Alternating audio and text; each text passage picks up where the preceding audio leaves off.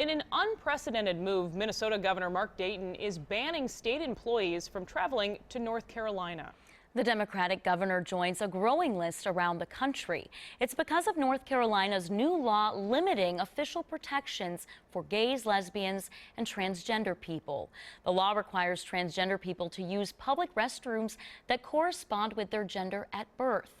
I heard strong reactions to Dayton's decision from opposing sides as lawmakers consider a similar bill here at home.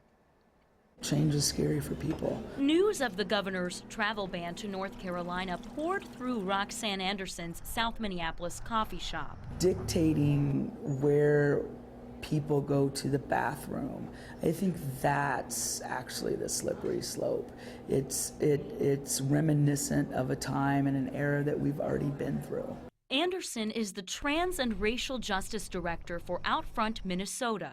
Her group hopes Dayton's decision lessens any chance of a similar law passing here. Well, what it really means is symbolism more than anything else. Hamline University political science professor David Schultz explains the travel ban is ultimately about money.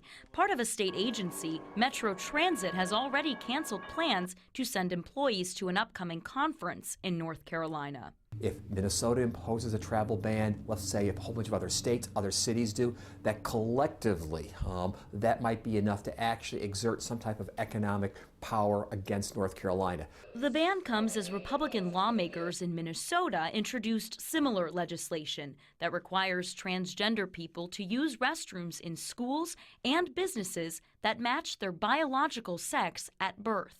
Dayton has promised to veto the bill if it reaches his desk. This is going to be a new part of our society. It's not something that's going to go away, and it's not something that you can legislate away. The Republican sponsor of the Minnesota House bill told me via email the bill is not about discrimination, but instead about privacy rights based on an objective standard of biological sex.